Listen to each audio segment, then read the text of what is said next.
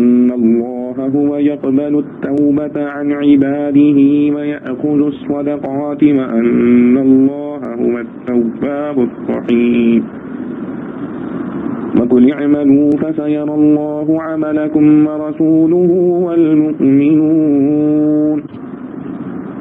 وستردون إلى عالم الغيب والشهادة فينبئكم بما كنتم تعملون وآخرون مرجعون لأمر الله إما يعذبهم وإما يتوب عليهم والله عليم حكيم.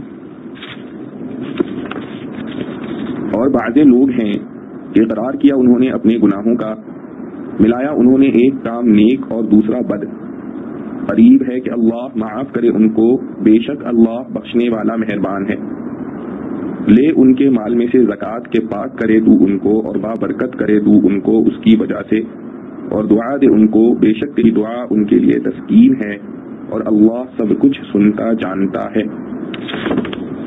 کیا وہ جان نہیں چکے کہ اللہ آپ قبول کرتا ہے توبہ اپنے بندوں سے اور لیتا ہے زکاتیں، اور یہ کہ اللہ ہی توبہ قبول کرنے والا مہربان ہے. اور کہہ کہ عمل کیے جاؤ، پھر آگے دیکھ لے گا اللہ تمہارے کام کو اور اس کا رسول اور مسلمان، اور تم جلد لوٹائے جاؤ گے اس کے پاس جو تمام چھپی اور کھلی چیزوں سے واقف ہے. پھر وہ جتا دے گا تم کو جو کچھ تم کرتے تھے. اور بعض وہ لوگ ہیں کہ ان کا کام ڈھیل میں ہے حکم پر اللہ کے، یا وہ ان کو عذاب دے اور یا ان کو معاف کرے، اور اللہ سب کچھ جاننے والا حکمت والا ہے. خلاصہ تفسیر. اور کچھ اور لوگ ہیں جو اپنی خطا کے مقر ہو گئے، جنہوں نے ملے جلے عمل کیے تھے کچھ بھلے، جیسے اعتراف جس کا منشا ندامت ہے اور یہی توبہ ہے، اور جیسے اور غزوات جو پہلے ہو چکے ہیں. غرض یہ کام تو اچھے کیے اور کچھ برے کیے، جیسے تخلف بلا عذر، سو اللہ سے امید یعنی ان کا وعدہ ہے کہ ان کے حال پر رحمت کے ساتھ توجہ فرماویں، یعنی توبہ قبول کر لیں. بلا شبہ اللہ تعالیٰ بڑی مغفرت والے، بڑی رحمت والے ہیں. جب اس آیت سے توبہ قبول ہو چکی اور وہ حضرات ستونوں سے کھل چکے تو اپنا مال آپ صلی اللہ تعالی علیہ وسلم کی خدمت میں لے کر آئے اور درخواست کی کہ اس کو اللہ کی راہ میں صرف کیا جائے. تو ارشاد ہوا کہ آپ ان کے مالوں میں سے صدقہ جس کو یہ لائے ہیں لے لیجئے، جس کے لینے کے ذریعے سے آپ ان کو گناہ کے آثار سے پاک صاف کر دیں گے. اور جب آپ صلی اللہ علیہ وسلم لیں دعا کیجئے، بلا شبہ آپ صلی اللہ علیہ وسلم کی دعا ان کے لیے موجب اطمینان قلب ہے، اور اللہ تعالیٰ ان کے اعتراف کو خوب سنتے ہیں اور ان کی ندامت کو خوب جانتے ہیں. اس لیے ان کے اخلاص کو دیکھ کر آپ صلی اللہ علیہ وسلم کو یہ احکام دیے گئے. ان اعمال صالحہ مذکورہ یعنی توبہ و ندامت و انفاق فی الخیر کی ترغیب، اور اعمال سیئہ مثل تخلف وغیرہ سے آئندہ کے لیے ترغیب ہے. بس اول ترغیب ہے، یعنی کیا ان کو یہ خبر نہیں کہ اللہ ہی اپنے بندوں کی توبہ قبول کرتا ہے اور وہی صدقات کو قبول فرماتا ہے؟ اور کیا ان کو یہ خبر نہیں کہ اللہ ہی اس توبہ قبول کرنے کی صفت میں اور رحمت کرنے کی صفت میں کامل ہے؟ اسی لیے ان قبول کی اور اپنی رحمت سے مال قبول کرنے کا حکم اور ان کے لیے دعا کرنے کا حکم فرمایا. بس آئندہ بھی خطا یا ذنوب کے صدور پر توبہ کر لیا کریں، اور اگر توفیق ہو تو خیر خیرات کیا کریں. اور ترغیب کے بعد آگے ترغیب ہے، یعنی آپ ان سے یہ بھی کہہ دیجئے کہ جو چاہو عمل کیے جاؤ، سو اول تو دنیا ہی میں ابھی دیکھے لیتا ہے تمہارے عمل کو اللہ تعالیٰ اور اس کا رسول اور اہل ایمان. بس برے عمل پر دنیا ہی میں ذلت اور خواری ہو جاتی ہے، اور پھر آخرت میں ضرور تم کو ایسے اللہ کے پاس جانا ہے جو تمام چھپی اور کھلی چیزوں کا جاننے والا ہے. تو وہ تم کو تمہارا سب کیا ہوا بتلا دے گا. بس برے عمل سے مثلث وغیرہ کے آئندہ سے احتیاط رکھو. یہ قسم اول کا بیان تھا. آگے قسم دوم کا ذکر ہے. اور کچھ اور لوگ ہیں جن کا معاملہ خدا کے حکم آنے تک ملتوی ہے کہ عدم اخلاص توبہ کی وجہ سے ان کو سزا دے گا یا اخلاص کی وجہ سے ان کی توبہ قبول کرے گا. اور اللہ تعالیٰ خلوص و عدم خلوص کا حال خوب جاننے والا ہے اور بڑا حکمت والا ہے. بس بمقتضائے حکمت خلوص کی توبہ کو قبول کرتا ہے اور بغیر خلوص کے قبول نہیں کرتا. اور اگر کبھی بلا معاف کرنے میں حکمت ہو تو ایسا بھی کر دیتا ہے. معارف و مسائل. غزوہ تبوک کے لیے جب رسول اللہ صلی اللہ تعالی علیہ وآلہ وسلم کی طرف سے اعلان عام اور سب مسلمانوں کو چلنے کا حکم ہوا تو زمانہ سخت گرمی کا تھا، مسافت دور دراز کی تھی، اور ایک باقاعدہ بڑی حکومت کی تربیت یافتہ فوج سے مقابلہ تھا جو اسلام کی تاریخ میں پہلا ہی واقعہ تھا. یہ اسباب تھے جن کی وجہ سے اس حکم کے متعلق لوگوں کے حالات مختلف ہو گئے اور ان کی جماعتوں کی کئی قسمیں ہو گئیں. ایک قسم ان حضرات مخلصین کی تھی جو اول حکم سنتے ہی بلا تردد جہاد کے لیے تیار ہو گئے. دوسری قسم وہ لوگ تھی جو ابتداءً کچھ تردد میں رہے پھر ساتھ ہو لیے. آیت الذين اتبعوه في ساعة العسرة من بعد ما كاد يزيغ قلوب فريق منهم میں انہی حضرات کا ذکر ہے. تیسری قسم ان حضرات کی ہے جو واقعی طور پر معذور تھے اس لیے نہ جا سکے. ان کا ذکر آیت ليس على الضعفاء میں آیا ہے. چوتھی قسم ان مومنین مخلصین کی ہے جو عذر نہ ہونے کے باوجود سستی کاہلی کے سبب جہاد میں شریک نہیں ہوئے. ان کا ذکر مذکور صدر آیت وآخرون اعترفوا اور آخرون مرجعون میں آیا ہے. پانچویں قسم منافقین کی تھی جو نفاق کے سبب شریک جہاد نہیں ہوئے. ان کا ذکر گزشتہ بہت سی آیات میں آ چکا ہے. خلاصہ یہ ہے کہ آیات سابقہ میں بیشتر ذکر پانچویں قسم منافقین ہوا ہے. آیات مذکور صدر میں چوتھی قسم کے حضرات کا ذکر ہے جو مومن ہونے کے باوجود سستی و کاہلی سے شریک جہاد نہیں ہوئے. پہلی آیت میں فرمایا کہ کچھ لوگ ایسے بھی ہیں جنہوں نے اپنے گناہوں کا اقرار کر لیا. ان لوگوں کے اعمال ملے جلے ہیں, کچھ اچھے کچھ برے. امید ہے کہ اللہ تعالیٰ ان کی توبہ قبول فرما لے. حضرت عبداللہ بن عباس رضی اللہ عنہ نے فرمایا کہ 10 حضرات تھے جو بلا کسی صحیح عذر کے غزوہ تبوک میں نہ گئے تھے. پھر ان کو اپنے فعل پر ندامت ہوئی. ان میں سے 7 آدمیوں نے اپنے آپ کو مسجد نبوی علیہ صاحبہ الصلوۃ والسلام کے ستونوں کے ساتھ باندھ لیا اور یہ عہد کیا کہ جب تک ہماری توبہ قبول کر کے خود رسول اللہ صلی اللہ علیہ وسلم ہمیں نہ کھولیں گے ہم اسی طرح بندھے ہوئے قیدی رہیں گے. ان حضرات میں ابو لبابہ رضی اللہ عنہ کے نام پر سب روایتیں متفق ہیں. دوسرے اسماء میں مختلف روایتیں ہیں. رسول اللہ صلی اللہ علیہ وسلم نے جب ان کو بندھا ہوا دیکھا اور معلوم ہوا کہ انہوں نے یہ عہد یہ کیا ہے کہ جب تک رسول اللہ صلی اللہ علیہ وسلم خود ان کو نہ کھولیں گے اس وقت تک بندھے رہیں گے, تو آپ صلی اللہ علیہ وسلم نے فرمایا کہ میں بھی اللہ کی قسم کھاتا ہوں کہ اس وقت تک نہ کھولوں گا جب تک اللہ تعالیٰ مجھے ان کے کھولنے کا حکم نہ دے گا, کیونکہ جرم بڑا ہے. اس پر آیت مذکورہ نازل ہوئی اور رسول اللہ صلی اللہ علیہ وسلم نے ان کھولنے کا حکم دے دیا اور وہ کھول دیے گئے. سعید بن مسیب رحمۃ اللہ علیہ کی روایت میں ہے کہ جب ابو لبابہ کو کھولنے کا ارادہ کیا گیا تو انہوں نے انکار کیا اور کہا کہ جب تک خود حضور صلی اللہ علیہ وسلم راضی ہو کر مجھے اپنے ہاتھ سے نہ کھولیں گے میں بندھا رہوں گا. چنانچہ صبح کی نماز میں جب آپ صلی اللہ علیہ وسلم تشریف لائے تو دستے مبارک سے ان کو کھولا. نیک و بد ملے جلے عمل کیا تھے؟ آیت نے فرمایا ہے کہ ان لوگوں کے کچھ عمل نیک تھے کچھ برے. ان کے نیک اعمال تو ان کا ایمان, نماز, روزہ کی پابندی اور اس جہاد سے پہلے غزوات میں حضرت صلی اللہ علیہ وسلم کے ساتھ شرکت اور خود اس واقعہ تبوک میں اپنے جرم کا اعتراف کر لینا اور نادم ہو کر توبہ کرنا وغیرہ ہے. اور برے عمل غزوہ تبوک میں شریک نہ ہونا اور اپنے عمل سے منافقین کی موافقت کرنا ہے. جن مسلمانوں کے اعمال اچھے برے ملے جلے ہوں قیامت تک وہ بھی اسی حکم میں داخل ہیں. تفسیر قرطبی میں ہے کہ اگرچہ یہ آیت ایک خاص جماعت کے بارے میں نازل ہوئی ہے مگر حکم اس کا قیامت تک عام ہے ان مسلمانوں کے لیے جن کے اعمال یہ بد ملے جلے ہوں. اگر وہ اپنے گناہوں سے تائب ہو جائیں تو ان کے لیے معافی اور مغفرت کی امید ہے. ابو عثمان رضی اللہ عنہ نے فرمایا کہ قرآن کریم کی آیت اس امت کے لیے بڑی امید دلانے والی ہے. اور صحیح بخاری میں روایت سمرہ بن جندب رضی اللہ عنہ معراج نبوی صلی اللہ علیہ وسلم کی تفسیری حدیث میں ہے کہ 7ویں آسمان پر جب حضرت صلی اللہ علیہ وسلم کی ملاقات حضرت ابراہیم علیہ السلام کے ساتھ ہوئی تو ان کے پاس کچھ لوگ دیکھے جن کے چہرے سفید تھے اور کچھ ایسے کہ ان کے چہروں میں کچھ داغ دھبے تھے. یہ دوسری قسم کے لوگ ایک نہر میں داخل ہوئے اور غسل کر کے واپس آئے تو ان کے چہرے بھی بالکل صاف سفید ہو گئے تھے. جبرائیل علیہ السلام نے آپ صلی اللہ علیہ وسلم کو بتلایا کہ یہ سفید چہرے والے وہ لوگ ہیں جو ایمان لائے اور پھر گناہوں سے پاک صاف رہے. الذین آمنوا ولم یلبسوا ایمانهم بظلم اور دوسرے وہ لوگ ہیں جنہوں نے ملے جلے اچھے برے سب طرح کے کام کیے پھر توبہ کر لی. اللہ تعالیٰ نے ان کی توبہ قبول فرما لی اور گناہ معاف ہو گئے.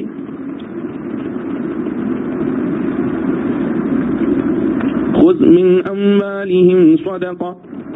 واقعہ اس آیت یہ ہے کہ جن حضرات کا اوپر ذکر ہوا کہ بلا عذر غزوہ تبوک سے پیچھے رہ گئے تھے پھر نادم ہو کر اپنے آپ کو مسجد کے ستونوں سے باندھ لیا پھر آیت مذکورہ سابقہ میں ان کی توبہ کی قبولیت نازل ہوئی اور قید سے کھولے گئے تو ان حضرات نے بطور شکرانہ اپنا سارا مال صدقہ کرنے کے لیے پیش کر دیا. رسول اللہ صلی اللہ علیہ وسلم نے قبول کرنے سے انکار فرمایا کہ مجھے مال لینے کا حکم نہیں ہے. اس پر یہ آیت مذکورہ خذ من اموالہم نازل ہوئی اور آپ صلی اللہ علیہ وسلم نے پورے مال کے بجائے 1/3 مال کا صدقہ کرنا قبول فرما لیا کیونکہ آیت میں اس کی طرف اشارہ ہے کہ پورا مال نہ لیا جائے بلکہ اس کا کوئی حصہ لیا جائے. حرف من اس پر شاہد ہے. مسلمانوں کے صدقات وغیرہ وصول کرنا اور ان کے مصرف پر خرچ کرنا اسلامی حکومت کی ذمہ داری ہے. اس آیت میں اگرچہ شان نزول کے اعتبار سے ایک خاص جماعت سے صدقہ وصول کرنے کا حکم دیا گیا ہے، لیکن وہ اپنے مفہوم کے اعتبار سے عام ہے۔ تفسیر قرطبی، احکام القرآن، جساس، مظہری وغیرہ میں اسی کو ترجیح دی گئی ہے، اور قرطبی اور جساس نے یہ بھی واضح کر دیا ہے کہ اگر اس آیت میں شان نزول وہی خاص واقعہ قرار دیا جائے جس کا ذکر اوپر آیا ہے تو پھر بھی اصول قرآنی کی روح سے یہ حکم عام ہی رہے گا اور قیامت تک کے مسلمانوں پر حاوی ہوگا، کیونکہ قرآن کریم کے بیشتر احکام خاص واقعات میں نازل ہوئے، مگر ان کا دائرہ عمل کسی کے نزدیک اس خاص واقعے تک محدود نہیں ہوتا، بلکہ جب تک کوئی دلیل تخصیص کی نہ ہو یہ حکم تمام مسلمانوں کے لیے عام اور شامل ہی قرار دیا جاتا ہے۔ یہاں تک کہ پوری امت محمدیہ صلی اللہ علیہ وسلم کا اس پر بھی اتفاق ہے کہ اس آیت میں اگرچہ خطاب خاص نبی کریم صلی اللہ علیہ وسلم کو ہے، مگر یہ حکم نہ آپ صلی اللہ علیہ وسلم کے ساتھ مخصوص ہے اور نہ آپ صلی اللہ علیہ وسلم کے زمانے تک محدود، بلکہ ہر وہ شخص جو حضرت صلی اللہ علیہ وسلم کے قائم مقام مسلمانوں کا امیر ہوگا وہ اس حکم کا مخاطب اور مامور ہوگا۔ اس کے فرائض میں داخل ہوگا کہ مسلمانوں کی زکوٰۃ، صدقات کے وصول کرنے اور مصرف پر خرچ کرنے کا انتظام کرے۔ صدیق اکبر رضی اللہ عنہ کی خلافت کے ابتدائی زمانے میں جو مانعین زکوٰۃ پر جہاد کرنے کا واقعہ پیش آیا، اس میں بھی زکوٰۃ نہ دینے والے کچھ تو وہ لوگ تھے جو کھلم کھلا اسلام کے باغی اور مرتد ہو گئے تھے، اور کچھ ایسے لوگ بھی تھے جو اپنے آپ کو مسلمان ہی کہتے تھے مگر زکوٰۃ نہ دینے کا یہ بہانہ کرتے تھے۔ اس آیت میں حضرت صلی اللہ علیہ وسلم کو ہم سے زکوٰۃ و صدقات وصول کرنے کا حکم آپ صلی اللہ علیہ وسلم کی حیات تک تھا، ہم نے اس کی تعمیل کی۔ آپ صلی اللہ علیہ وسلم کی وفات کے بعد ابو بکر رضی اللہ عنہ کو کیا حق ہے کہ ہم سے زکوٰۃ و صدقات طلب کریں، اور شروع میں حضرت عمر رضی اللہ عنہ کو ان پر جہاد کرنے سے اسی لیے تردد پیش آیا کہ یہ مسلمان ہیں، ایک آیت کی آڑ لے کر زکوٰۃ سے بچنا چاہتے ہیں، اس لیے ان کے ساتھ وہ معاملہ نہ کیا جائے جو عام مرتدین کے ساتھ کیا جاتا ہے۔ مگر صدیق اکبر رضی اللہ عنہ نے پورے عزم اور جذب کے ساتھ فرمایا کہ جو شخص نماز اور زکوٰۃ میں فرق کرے گا اس پر بات کریں گے۔ اشارہ اس بات کی طرف تھا کہ جو لوگ حکم زکوٰۃ کو حضرت صلی اللہ علیہ وسلم کے ساتھ مخصوص کرنے اور آپ کے بعد اس کے ساتھ ثابت ہو جانے کے قائل ہوئے، وہ کل کو یہ بھی کہہ سکتے ہیں کہ نماز بھی حضرت صلی اللہ علیہ وسلم کے ساتھ مخصوص تھی، کیونکہ قرآن کریم میں یہ آیت بھی آئی ہے اقیم الصلاۃ لدلوک الشمس، جس میں اقامت صلاۃ کے مخاطب نبی کریم صلی اللہ علیہ وسلم ہے۔ مگر جس طرح آیت نماز کا حکم پوری امت کے لیے عام ہے اور اس کو حضرت صلی اللہ علیہ وسلم کے ساتھ مخصوص ہونے کی غلط تعبیر کرنے والوں کو کفر سے نہیں بچا سکتی، اسی طرح آیت خذ من اموالہم میں یہ تعبیر ان کو کفر و ارتداد سے نہیں بچائے گی۔ اس پر فاروق اعظم رضی اللہ عنہ کو بھی اطمینان ہو گیا اور پھر اجماع صحابہ ان لوگوں کے خلاف جہاد کیا گیا۔ زکوٰۃ حکومت کا ٹیکس نہیں بلکہ عبادت ہے۔ قرآن کریم نے آیت مذکورہ میں خذ من اموالہم کے بعد جو ارشاد فرمایا صدقۃ تطہرہم وتزکیہم بہا، اس میں یہ اشارہ پایا جاتا ہے کہ زکوٰۃ و صدقات کوئی حکومت کا ٹیکس نہیں جو عام حکومتیں نظام حکومت چلانے کے لیے وصول کرتی ہیں، بلکہ اس کا مقصد خود اصحاب اموال کو گناہوں سے پاک صاف کرنا ہے۔ یہاں یہ بات بھی قابل نظر ہے کہ صدقات کو وصول کرنے سے در حقیقت دو فائدے حاصل ہوتے ہیں۔ ایک فائدہ خود صاحب مال کا ہے، اس کے ذریعے سے وہ گناہوں سے اور مال کی حرص و محبت سے پیدا ہونے والی اخلاقی بیماریوں کے جراثیم سے پاک و صاف ہو جاتا ہے۔ دوسرا فائدہ یہ ہے کہ اس کے ذریعے قوم کی اس ضعیف عنصر کی پرورش ہوتی ہے جو خود اپنی ضروریات مہیا کرنے سے مجبور یا قاصر ہے، جیسے یتیم بچے، بیوہ عورتیں، اپاہج و معذور مرد و عورتیں اور عام فقراء و مساکین وغیرہ۔ لیکن قرآن حکیم نے اس جگہ صرف پہلا فائدہ بیان کرنے پر اقتصار کر کے اس طرف بھی اشارہ کر دیا کہ زکوٰۃ و صدقات کا اصل مقصد پہلا ہی فائدہ ہے، دوسرا فائدہ اس سے ضمنی طور پر حاصل ہو جاتا ہے۔ اس لیے اگر بالفرض کسی جگہ یا کسی وقت کوئی یتیم، بیوہ، فقیر، مسکین موجود نہ ہو جبکہ اصحاب اموال سے زکوٰۃ کا حکم ساقط نہ ہوگا۔ اس مضمون کی تائید اس سے بھی ہوتی ہے کہ پچھلی امتوں میں جو مال اللہ تعالیٰ کے لیے نکالا جاتا تھا اس کا استعمال کسی کے لیے جائز نہ تھا، بلکہ دستور یہ تھا کہ اس کو کسی علیحدہ جگہ پر رکھ دیا جاتا تھا اور آسمانی بجلی آ کر اس کو جلا دیتی تھی۔ یہی علامت تھی اس بات کی کہ صدقہ اللہ تعالیٰ نے قبول فرما لیا، اور جہاں یہ آسمانی آگ نہ آتی تو صدقہ کی غیر مقبول ہونے کی علامت سمجھی جاتی تھی، پھر اس منحوس مال کو کوئی ہاتھ نہ لگاتا تھا۔ اس سے واضح ہو گیا کہ زکوٰۃ و صدقات کی اصل مشروعیت کسی کی حاجت روائی کے لیے نہیں بلکہ وہ ایک مالی حق اور عبادت ہے، جیسے نماز روزہ جسمانی عبادات ہیں۔ یہ امت مرحومہ کی خصوصیات میں سے ہے کہ یہ مال جو فی سبیل اللہ نکالا گیا ہے اس امت کے فقراء و مساکین کے لیے اس کا استعمال جائز کر دیا گیا، جیسا کہ مسلم کی حدیث میں صحیح میں رسول اللہ صلی اللہ علیہ وسلم سے اس کی تصریح منقول ہے۔ ایک سوال اور جواب، یہاں یہ سوال پیدا ہوتا ہے کہ مذکورہ واقعے میں جب ان حضرات کی توبہ قبول کر لی گئی تو گناہ کی معافی اور تطہیر توبہ ہی کے ذریعے ہو چکی، پھر مال لینے کو ذریعہ تطہیر قرار دینے کے معنی کیا ہوں گے؟ جواب یہ ہے کہ اگرچہ توبہ سے گناہ معاف ہو گیا مگر گناہ معاف ہونے کے بعد اس کی کچھ ظلمت و قدورت باقی رہ سکتی ہے جو آئندہ ارتکاب گناہ کا سبب بن سکتی ہے۔ صدقہ کرنے سے وہ قدورت دور ہو کر تطہیر کامل ہو جائے گی۔ وَصَلِّ عَلَيْهِمْ، اس میں لفظ صلاۃ سے مراد ان کے لیے دعائے رحمت کرنا ہے، اور رسول اللہ صلی اللہ علیہ وسلم سے منقول یہی ہے کہ بعض لوگوں کی آپ صلی اللہ علیہ وسلم نے لفظ صلاۃ ہی سے دعا فرمائی، جیسے اللہم صلی علی آل ابی اوفا حدیث میں آیا ہے، لیکن بعد میں لفظ صلاۃ انبیاء علیہ السلام کی مخصوص علامت بن گئی، اس لیے اکثر فقہاء رحمہم اللہ کا یہ قول ہے کہ اب کسی شخص کے لیے دعا بلفظ صلاۃ نہ کی جائے، بلکہ اس لفظ کو صرف انبیاء علیہ السلام کے لیے مخصوص رکھا جائے تاکہ تلبیس اور اشتباہ نہ ہو۔ یہاں آپ صلی اللہ علیہ وسلم کو صدقہ دینے والوں کے لیے دعا کرنے کا حکم ہے، اس وجہ سے بعض حضرات فقہاء نے فرمایا کہ امام و امیر کو صدقہ ادا کرنے والوں کے لیے کرنا واجب ہے، اور بعض حضرات نے اس کو امر استحباب قرار دیا ہے۔ وآخرون مرجعون لأمر اللہ، 10 حضرات مومنین جو بلا عذر کے غزوہ تبوک سے پیچھے رہ گئے تھے، ان میں سے 7 نے تو اپنی ندامت و افسوس کا پورا اظہار اپنے آپ کو مسجد کے ستونوں سے باندھ کر دیا تھا، ان کا حکم پہلی آیت میں آ چکا۔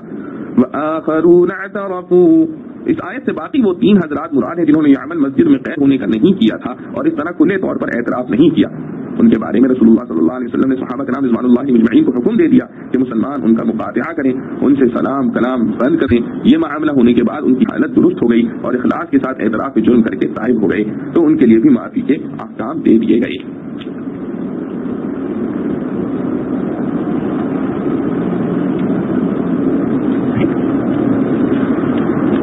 والذين اتخذوا مسجدا فرارا وكفرا وتفريقا بين المؤمنين وإرصادا لمن حارب الله ورسوله من قبل يحلفون إن أردنا إلا الحسنى والله يشهد إنهم لكاذبون لا تقم فيه أبدا لمسجد أسس على التقوى من أول يوم أحق أن تقوم فيه رجال يحبون أن يطهروا والله يحب المطهرين أفمن أسس بنيانه على تقوى من الله ورضوان خير أم من أسس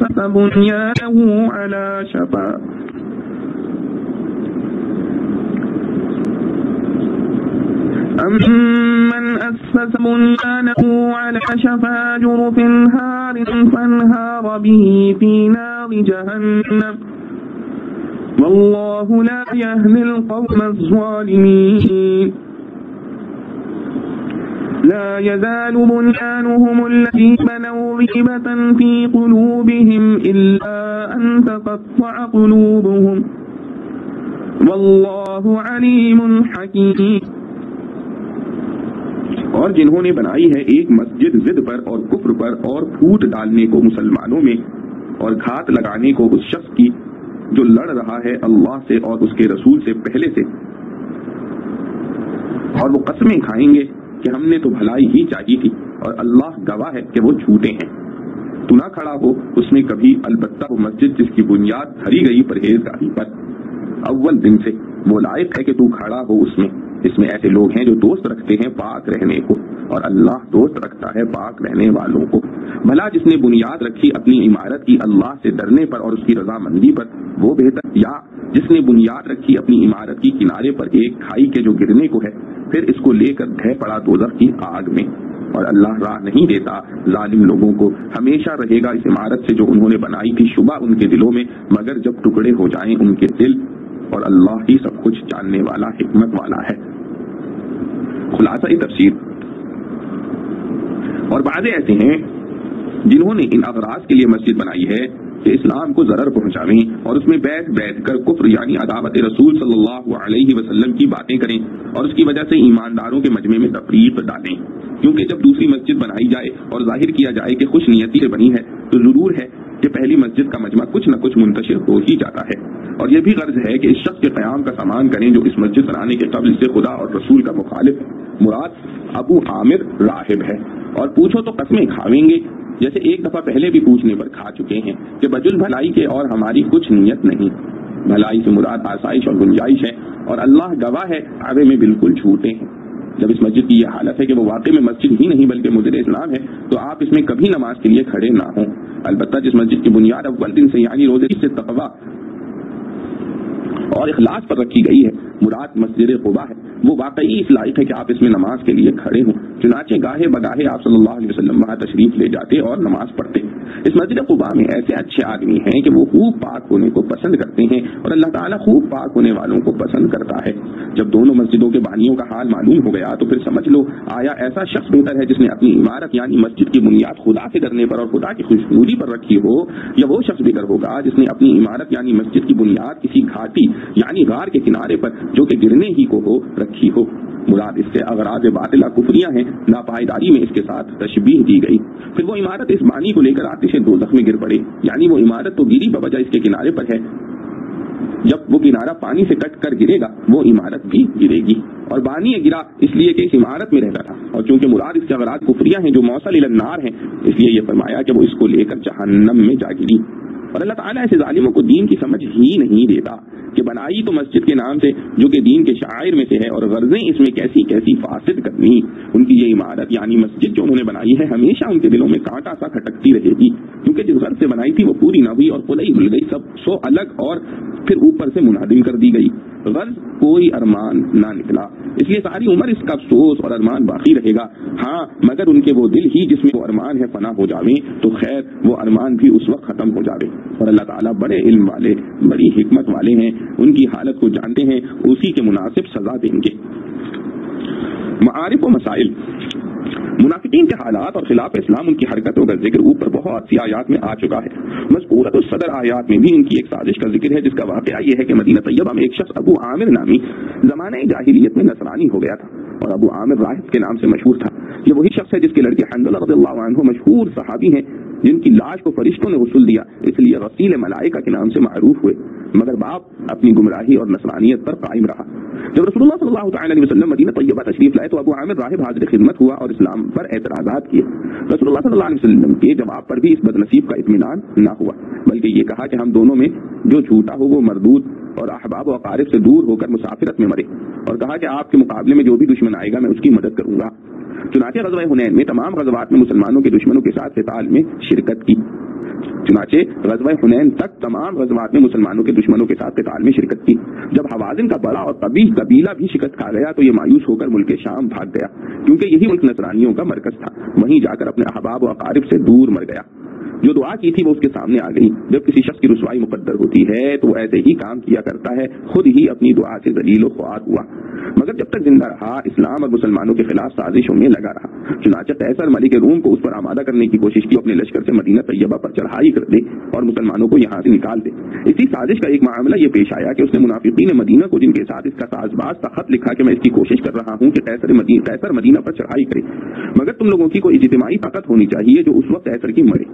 اس کی صورت یہ ہے کہ تم مدینہ ہی میں ایک مکان بناؤ اور یہ ظاہر کرو کہ ہم مسجد بنا رہے ہیں تاکہ مسلمانوں کو شبہ نہ ہو. پھر اس مکان میں تم اپنے لوگوں کو جمع کرو اور جس قدر اسلحہ اور سامان جمع کر سکتے ہو وہ بھی کرو. یہاں مسلمانوں کے خلاف آپس کے مشورے سے معاملات طے کیا کرو.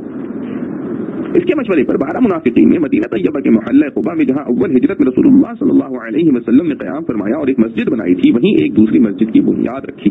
ان منافقین کے نام بھی ابن اسحاق وغیرہ نے نقل کیے ہیں. پھر مسلمانوں کو فریب دینے اور دھوکے میں رکھنے کے لیے یہ وعدہ کیا کہ خود رسول اللہ صلی اللہ علیہ وسلم سے ایک نماز اس جگہ پڑھوا دیں تاکہ سب مسلمان مطمئن ہو جائیں کہ یہ بھی ایک مسجد ہے، جیسا کہ اس سے پہلے ایک مسجد یہاں بن چکی ہے. ان کا ایک وقت رسول اللہ صلی اللہ علیہ وسلم کی خدمت میں حاضر ہوا اور عرض کیا کہ قباء کی موجودہ مسجد بہت سے لوگوں سے دور ہے. ضعیف بیمار آدمیوں کو وہاں تک پہنچنا مشکل ہے، اور خود مسجد قباء اتنی وسیع بھی نہیں کہ پوری بستی کے لوگ اس میں سما سکیں. اس لیے نے ایک دوسری مسجد اس کام کے لیے بنائی ہے تاکہ ضعیف مسلمانوں کو فائدہ پہنچے. آپ صلی اللہ علیہ وسلم اس مسجد میں ایک نماز پڑھ لیں تاکہ برکت ہو جائے. رسول اللہ صلی اللہ علیہ وسلم اس وقت غزوہ تبوک کی تیاری میں مشغول تھے. آپ صلی اللہ علیہ وسلم نے یہ وعدہ کر لیا کہ اس وقت ہمیں سفر درپیش ہے، واپسی کے بعد ہم اس میں نماز پڑھ لیں گے. لیکن غزوہ تبوک سے واپسی کے وقت جب آپ صلی اللہ علیہ وسلم مدینہ طیبہ کے قریب ایک مقام پر فروکش ہوئے تو آیات مذکورہ آپ صلی اللہ علیہ وسلم پر نازل ہوئی، جن میں منافقین کی سازش کھول دی گئی تھی. آیات کے نازل ہونے پر رسول اللہ صلی اللہ علیہ وسلم نے اپنے چند اصحاب کو، جس میں عامر بن سکن اور وحشی قاتل حمزہ رضی اللہ عنہ وغیرہ شریک تھے، ان کو حکم دیا کہ ابھی جا کر اس مسجد کو ڈھا دو اور اس میں آگ لگا دو۔ یہ سب حضرات اسی وقت گئے اور حکم کی تعمیل کر کے اس کی عمارت کو ڈھا کر زمین میں برابر کر دی۔ یہ تمام واقعہ تفسیر قرطبی اور مظہری کے بیان کی ہوئی روایات سے اخذ کیا گیا ہے۔ تفسیر مظہری میں محمد بن یوسف صالح کے حوالے سے یہ بھی ذکر کیا ہے کہ جب رسول اللہ صلی اللہ علیہ وسلم قباء سے مدینہ طیبہ مدینہ منورہ میں پہنچ گئے تو مسجد ضرار کی جگہ خالی پڑی تھی۔ آپ صلی اللہ علیہ وسلم نے عاصم ابن عدی کو اس کی اجازت دی کہ وہ اس جگہ میں اپنا گھر بنا لے۔ انہوں نے عرض کیا کہ یا رسول اللہ صلی اللہ علیہ وسلم، جس جگہ کے متعلق قرآن کریم کی آیات نازل ہو چکی ہیں، میں تو اس مجنحوس جگہ میں اب گھر بنانا پسند نہیں کرتا، البتہ ثابت بن اقرم ضرورت مند ہیں، ان کے پاس کوئی گھر نہیں، ان کو اجازت دے دیجیے کہ وہ یہاں مکان بنا لیں۔ ان کے مشورے کے مطابق آپ صلی اللہ علیہ وسلم نے یہ جگہ ثابت بن اقرم کو دی تھی، مگر ہوا یہ کہ جب سے ثابت رضی اللہ عنہ اس مکان میں مقیم ہوئے، ان کے کوئی بچہ نہیں ہوا یا زندہ نہیں رہا۔ تاریخ نے لکھا ہے کہ انسان تو کیا، اس جگہ میں کوئی مرغی انڈے بچے دینے کے قابل نہ رہی، کوئی کبوتر اور جانور بھی اس میں پھلا پھولا نہیں، چنانچہ اس کے بعد سے یہ جگہ آج تک مسجد قباء کے کچھ فاصلے پر ویران پڑی ہے۔ واقعے کی تفسیر کے بعد آیات مذکورہ کے متن کو دیکھیے۔ پہلی آیت میں فرمایا